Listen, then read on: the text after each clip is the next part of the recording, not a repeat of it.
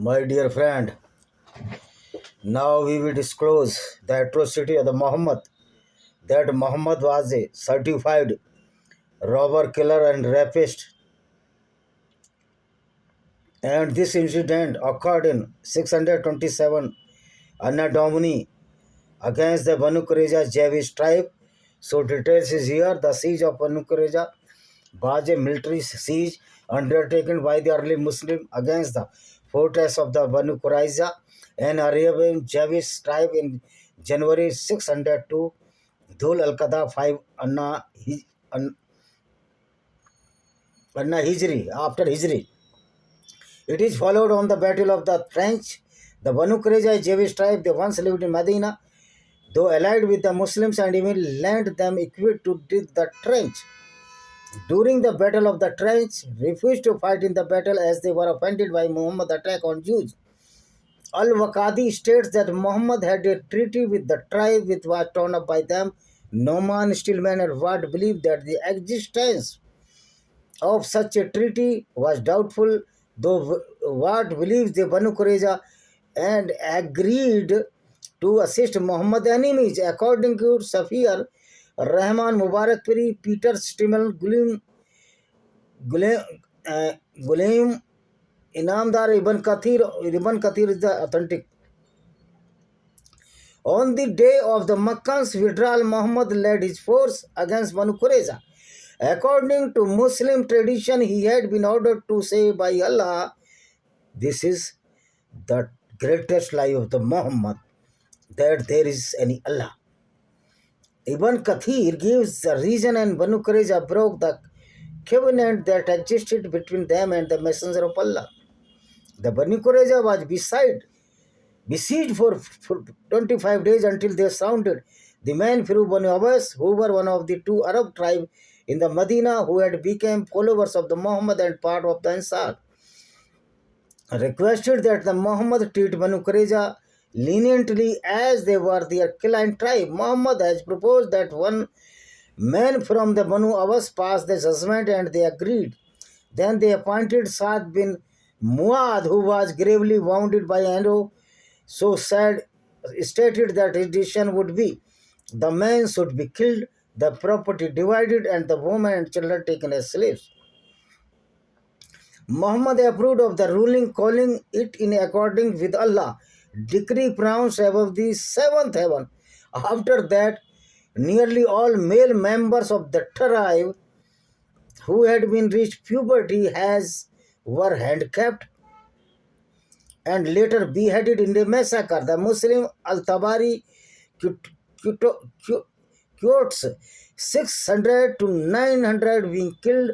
The Sunni Hadith do not give the number killed, but state that one woman and all pubescent fighting males were killed. According to Ibn Kathir, Quranic verses, chapter 33 Al-Ahzab, verse 26, 27 and verse 9, 10 are about the expedition against the Banu Qurayza.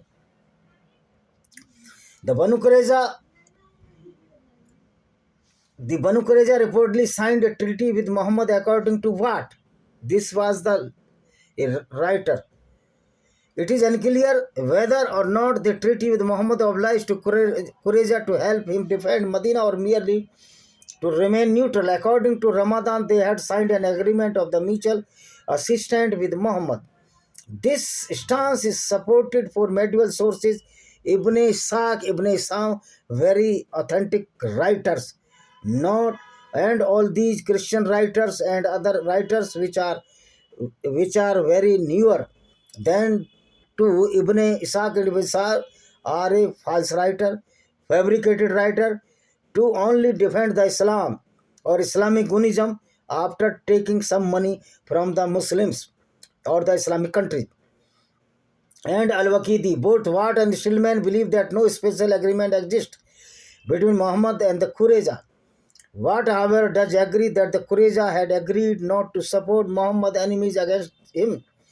Jafar Ali Qureshi has criticized Watt's assessment and approach to such incidents because Jafar Ali Qureshi is a Muslim and no Muslim want that we must show the Gunism of the Muhammad or his bad character as a criminal, rapist, and the robber.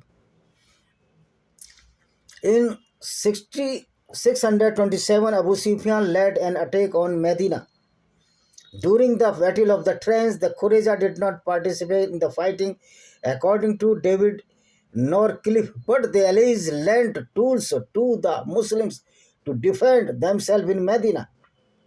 The Qurayza was deeply offended by Muhammad's retaliation of revelation, which criticized some Jews, according to Al-Waqidi, because he was a fake prophet.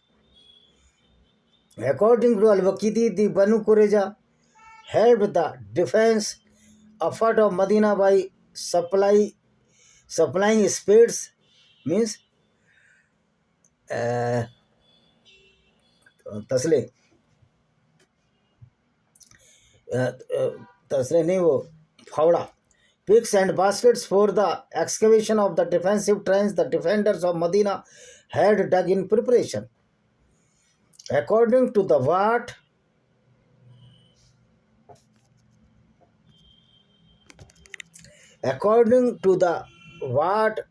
Al-Waqidi, the Banu Qurayza helped to defense efforts of the Medina by supplying spades, picks, and the basket for the excavation of the defensive trench the defenders of Medina had dug in the preparation. According to Wat, the Banu Qurayza seems to have tried to remain neutral in the battle, but later changed their attitude when a Jew from Khaybar persuaded them that Muhammad was sure to be overwhelmed, making them doubt whether they should help and ally with Muhammad, and thought they did not commit any act overtly hostile to Muhammad. According to What, they entered into negotiations with the invading army to reach a settlement. Musnad Ahmad number 22,823 also mentioned that the Qurayza allegedly helped the Muhammad by tuning down Abu Sufyan when he wanted their help to attack Muhammad, and that Abu Sufyan was not happy with them. Abu Sufyan is the first cousin of the Muhammad, and Muhammad tried to loot so many times his caravans. According to Sibbi Numani, Ibn Ishaq writes that during the siege of the Qurayza readmitted Huwayb bin Akhtab, the chief of the Banu Nadr, whom Muhammad had exiled during the invasion of the Banu Nadir. Decision to terminate alliances. Al-Waqidi reports that Huyya tore up the agreement between Kaab and Muhammad. Rumors began to spread that the Qurayza had decided to terminate the treaty with Muhammad. So Muhammad sent some men to confirm his. According to William Moore, the Qurayza said to man, "Who is Muhammad and who is apostate of Allah, that we should obey him? There is no bond or compact between us and him." Norman Stillman denies the claim of Al-Waqidi and that there ever was agreement. What also rejects the existence of such a special agreement, but notes that the Qurayza had a general agreement with Muhammad because they were allied to Muslims tribes, the Banu Abbas and the Banu Khazraj. Decision to attack. On the day of the Meccan's withdrawal, Muhammad led his forces against the Banu Qurayza neighborhood according to Muslim tradition. Tradition of the robbery, killing and the rape with the non-Muslim women after kidnapping them or looted them. He had been ordered to do so by the angel Jibril. Jibril was an angel, or Jibril was a goon, or Jibril was a Rakshas, Pichas, because he chant so many verses which confirmed, made Prophet Muhammad as a goon, certified killer, rapist, and the robber. So Jibril was the angel of the Jews as a Gabriel. So Muhammad stolen the Gabriel angel from the Judaism and converted as a Arabic nomenclature as Jibril. According to the Sealed Nectar, a modern Islamic biography of Muhammad written by the Indian author Saifur Rahman Mubarakpuri, the angel Jibril visited Muhammad while he was washing clothes in the Salma's house, asking that he should unsheath his sword and go to the Banu Qurayza and fight them. Mubarakpuri claims Jibril said that he with the procession of angels would go ahead of the fort of the Banu Qurayza and cast fear in the hearts. So this kahani, this story of the Jibril is fabricated. There was no Jibril. This is all the bakwas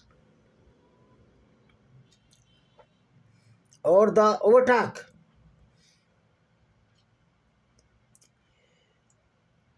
Gabriel said that he, with the procession of the angel, would go ahead to the fort of Banu Qurayza and cast fear in the hearts. This is also mentioned in the Sunni Hadith collection in Sahih al-Bukhari, book number 4,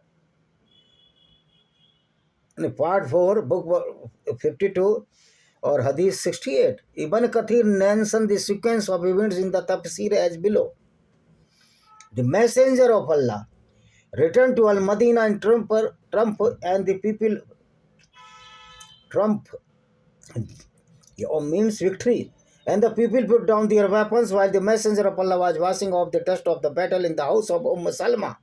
May Allah be pleased with her. Jibreel upon him be peace came to his, wearing a turban of brocade, riding on a mule on which was a cloth of silk brocade. He said, "Have you put down your weapons, O messenger of Allah?" I said, "Yes." He said, "But the angels have not put down their weapons.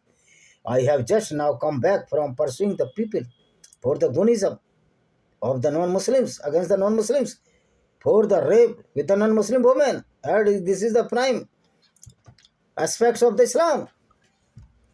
Then he said, "Allah may be blessed and exalted, commands you to get up and go to the Banu Qurayza. According to another report, what a fighter you are here. Have you put down your weapons?" He said, "Yes." He said, "But we have not put down our weapons yet. Get up and go to these people." He said, "Where?" He said, "Banu Qurayza. For Allah has commanded me to say them." So the messenger of Allah got immediately and commanded the people of march toward Banu Qurayza, who were a few miles from Al-Madinah. This was the after Salat Azhar Zuhur. You know the 5 times Salat or prayer? Isha, Zuhar, Maghrib, Fajr, or Asr. No one among you should pay Asr except the Banu Qurayza. That is the Asr. Zuhar, Asr. Muhammad immediately summoned the prayer callers and ordered him to announce fresh hostilities against the Banu Qurayza, instituted by Maktoum as a ruler of Medina, and entrusted the banner of war Ali bin Abi Talib, who marched towards the appointed target and came close enough to hear the Banu Qurayza abusing Muhammad, who on his part set out of the head of 300 infantrymen, 30 horsemen of Ansar, means those Muslims which were converted very beginning in the Medina known as the Ansar, and the Muhajir, the migrants from the Makkah. Siege of Banu Qurayza. When they reached the habitation of the Banu Qurayza, they laid tight siege to their fort. The Banu Qurayza retreated into their stronghold and endured the siege of 25 days. As their moral warned, Ka'b bin Asad, the chief of the tribe, suggested 3 alternative ways of their predicament: embrace Islam, kill their own children and women, and the rest out of a charge to either win or to die or make a surprise attack on the Sabbath, the festival day. The Banu Qurayza expected none of these alternatives. Instead, they asked to confirm with Abu Lu'aba, one of their allies from the Banu Abbas. Banu means tribe, Abbas. According to Ibn Ishaq, Abu Lu'aba felt pity for the women and children of the tribe who were crying, and when asked whether the Qurayza should surrender to Muhammad, he advised them to do so. However, he also made a sign with his hand towards his throat, indicating that their fate would be slaughtered. According to Mubarakpuri, Abu Lu'ab begged Muhammad for forgiveness on behalf of the Qurayza, but Muhammad said it is only Allah who can forgive him, because Muhammad was a greedy person of the woman, wealth, because he was the certified robber. The next morning, the Banu Qurayza surrendered, and the Muslims seized the stronghold and their stores. The men, numbering between 400 to 900, were bound and placed under the custody of Muhammad ibn Maslama, who killed who had killed Ka'b ibn al-Asraf, while the women and children, numbering about 1,000, were placed under Abdullah ibn Salam, a former Rabbi who has converted to Islam. Rabbi means priest. So the cheater of the any cult or ideology always cheated the Jews, Christians, and Hindus in India, and they converted to Islam. Some of the cheaters or the coward people converted into Islam. According to this, Muslims continued their siege for many days and were getting tired. Ali and Jubair ibn al-Awwam proceeded with Ali, swearing that he would never stop until he had either stormed their garrison or been martyred like. Muhammad meanwhile asked one of his poets, Hassan bin Thabit, to abuse them with his poems. This is mentioned in Sahih al-Bukhari 559/449. After the garrison was stormed by Ali, they had no choice but to comply with Muhammad's judgment. Muhammad ordered that the men should be handcuffed, and this was done under the supervision of Muhammad bin Salama al-Ansar, while the women and children were isolated in confinement. Thereupon Al-Abbas tribe interceded, begging the Muhammad to be lenient towards them. He suggested that Saad bin Muda, a Muslim convert who was a former ally of the tribe, should decide their fate. When Saad arrived, his fellow Abbas pleaded for leniency towards the Qurayza, and on his request pledged that they would abide by his decision. He then pronounced that the men should be killed, the property divided, and the women and children taken as captives.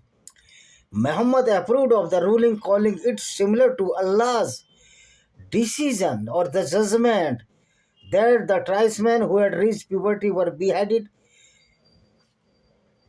Martin Lingus, in his book Muhammad His Life, based on the earlier sources, page 231 and 232, stated, Saad was a man of mighty stature, handsome and majestic appearance, and when he came to the camp, the Prophet said, Rise in honor of your liege Allah.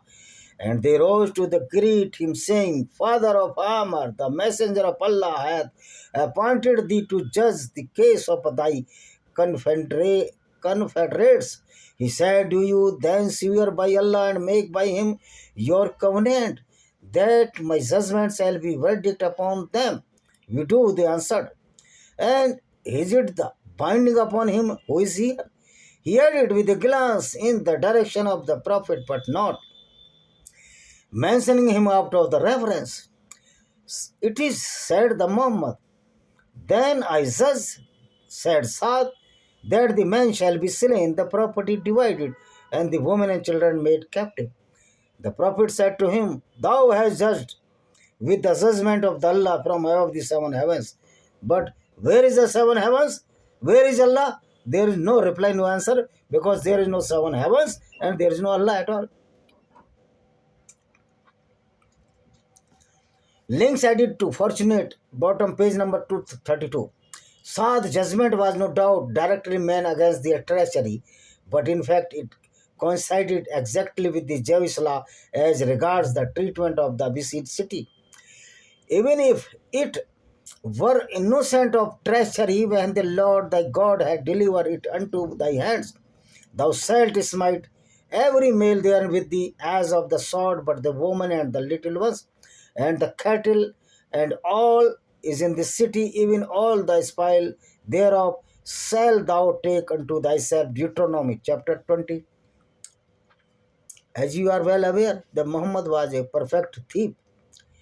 He stolen or theft so many verses of the Bible and the Judaism book, the Torah, as the Deuteronomy, not the part of the Quran. It is the part of the Old Testament of Bible. So Muhammad was a perfect thief also.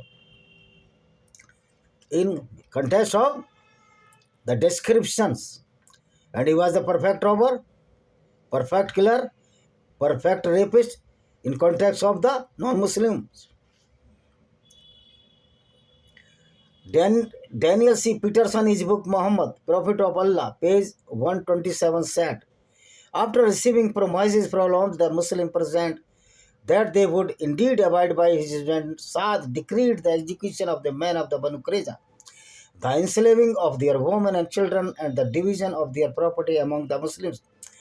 You have thus said the Prophet, with the judgment of Allah from above the seven heavens. Perhaps with some apologetic intent, the late English scholar Martin Links noted correctly that Saad's judgment accords with that of a law of Moses as recorded in Deuteronomy. Saad dismissed the plea of Abbas, Banu Abbas, according to what? Because being close to that and concerned with its uh, afterlife, he put what he considered his duty to Allah and the Muslim community before tribal allegiance. Tariq Ramadan argues that Muhammad deviated from his earlier, more lenient treatment of the prisoner as is seen as the sign of weakness, if not madness. And the Peterson concurs that Muslims wanted to deter future treachery for several punishments. But the Islam is the most treacherous ideology of this world. Sahih al-Bukhari 5/58/148. Then the Prophet said, O Saad, these people have agreed to accept your verdict. Saad said, I judge that their warriors should be killed and their children and the women should be taken as captives. The Prophet said, you have given a judgment similar to Allah's judgment or the king's judgment. Killing of the infant also was occurred.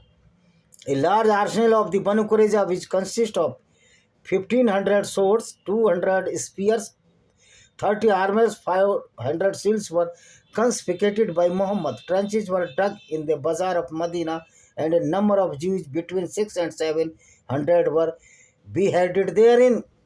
Huya, a chief of the Banu Nadir, and Safiya's father, had joined the rank of Banu Qurayza when Quraysh and the Ghatfan defected, was admitted into the audience of the Muhammad with his hands tied to his neck with a rope. In audacious defiance, he declared obstinate enmity to Muhammad. He was ordered to sit down and was beheaded on the spot. No woman of the Banu Qurayza was killed except one. She was with me talking and laughing. Who is saying? This is saying the Aisha, the infant wife of the Muhammad, talking and laughing on her back and belly extremely, while the apostate of Allah, that the criminal prophet of the Islam, the Muhammad, he may go to in the hell, was killing her people with a sword. Suddenly, a man called her name. Where is so and so? She said, I asked, what is the matter with you? She said, I did a new act. She said, the man took her and beheaded her. She said, I will not forget that she was laughing extremely, although she knew that she would be killed. Sunan Abu Dawud, chapter book 14, Hadith 2665. A few elements that the enemy embraced Islam and their lives, wealth and children were spared. As the spoils of the Muhammad divided them, women captives were sent to Najd to the exchange with the horse and weaponry. In the process of seized the lad of the Banu Qurayza, one of the Muslims, Khalad bin Suad, was killed when women of the Jews dropped the grinding stone on him. Another, Abu Sinan bin Misa, was brother of Ukasa, died. The siege of Banu Qurayza was 24 days. So we see that Muhammad was the agent of the sale and the purchase of the non-Muslim women after kidnapping them. He always molested the women with his companions on the open field or the agriculture farm without any hesitation. Because Islam at the time of Muhammad was the group of the robbers or the looters, killers or the rapists. And Islam allows the kidnapping of the non-Muslim women and rape with them. This is not crime in the Islam. So we can say the Islam is the full of the Gunism or the religion against the civil society. And this is the barbaric ideology as I described it in the attack of the Banu Qurayza by the so-called Muhammad. And the Jibril was not an angel. He was also an Islamic goon, as Allah, like Allah, which were cherished by Muhammad or created by Muhammad by his own will. He converted Gabriel, the angel of the Judaism and the Old Testament Bible, as a Jibril in an Arabic nomenclature, and he became a supermost criminal of this world. Even the Hitler and all the killers or the goons or the dictators are too much below the the state of the Muhammad. Muhammad is the icon of the dictators, killers, rapists, and the robbers, because Muhammad committed these crimes openly in the name of the fake Allah. And he also decided to save these criminal activities committed by him and his companions in the disguise of the Allah, that are Allah is ordering us to fulfill the rapes with the non-Muslims. So the Allah which was created by Muhammad is also a character of heinous crime, hatred, and must be wiped out from the Suj or beaten by the Suj.